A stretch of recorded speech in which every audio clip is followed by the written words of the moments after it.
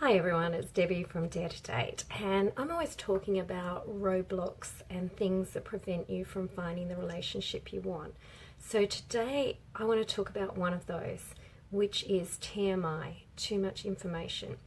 Now, in the singles world, this one is pretty common. People really want to be accepted exactly as they are. And in this space, they tend to start sharing too much information too quickly in an effort to be accepted. Now, I just want to say that with our friends, people need to get to know us and like us to accept us. And look, the same applies to the whole world of dating. People need to get to know you before you tell them your worst faults. That you may want to be accepted, but sharing too much information, whether you're sharing too much information through email messages, text messages, on a first date, on speed dating, or I've forgotten what the other one was. However it is, sharing too much information too quickly can actually have the opposite effect. Instead of people accepting as you are, it can give them a reason to rule you out. Look, I want to share an extreme example. I had a really beautiful woman come speed dating quite a number of years back, and she'd had cancer, which is awful, and she'd gone through a double mastectomy, and you know, she wasn't feeling that great about herself and came along speed dating, and you know, that's a really uncomfortable space to be in when you don't feel as good or the same as you used to. So in a 5-minute speed date, this beautiful woman told everyone that she'd had cancer and had a double mastectomy, which is too much information too quickly, okay? Now, her intentions were correct in trying to be upfront with people, but in 5 minutes, if people are faced with someone that hasn't had cancer and someone that has had cancer, it gives them too much of a reason to rule you out. Where if she'd have shared that information after a couple of dates, when someone had got to know and like her, it really isn't as much as an it isn't as much of an issue as it would be sharing it in those 5 minutes. And people do it all the time. Look, sometimes what people share in 5 minutes at speed dating, I often want to slap them. I'm like, why on earth would you share that information?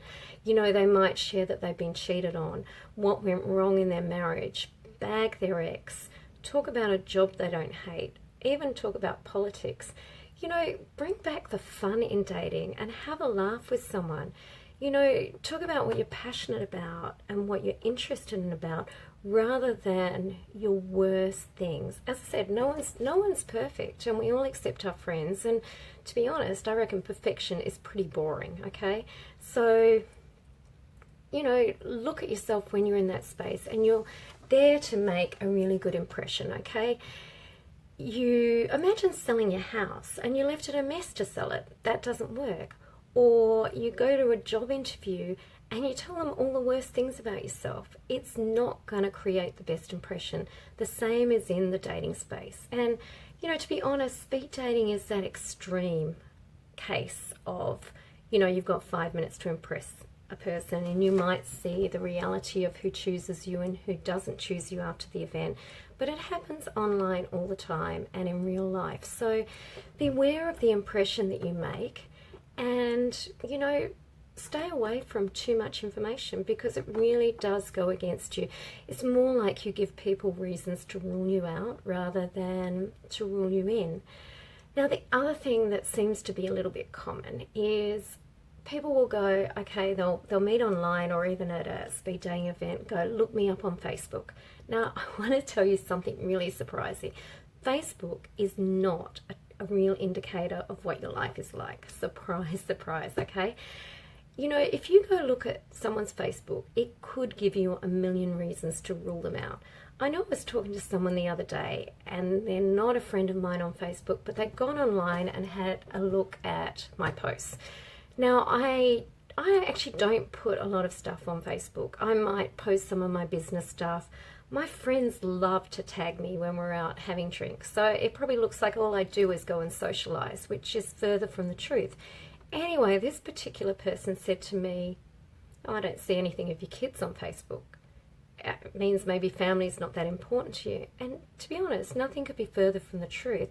I love my kids. My kids are grown up. They're the most amazing people that I could come across. But you know what? They hate their photo being taken. So anytime we're out somewhere, they would actually prefer me not to have their photo. So don't judge people on what you see on their Facebook page. Like, you could see a guy always with girls in photos because that's where they're out and tagged, and make a totally wrong judgment. The other thing that you could see is that you've got mutual friends that could probably put you off dating people.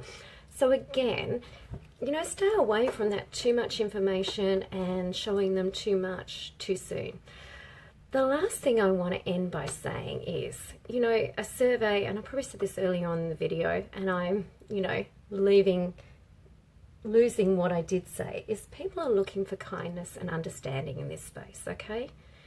So that's something that we're all capable of doing. And look, in the dating world, it's a little bit harsh at the time. So treat someone how you'd want them to be treated, how you would want them to treat you. And look, the final thing that I would say is someone doesn't complete you. So in the time that you're single, take the time, you know, to kind of be the best version of yourself. What I would suggest is there's something that we all want from someone else in a relationship. It might be that we want understanding, that we want kindness, that we want unconditional love.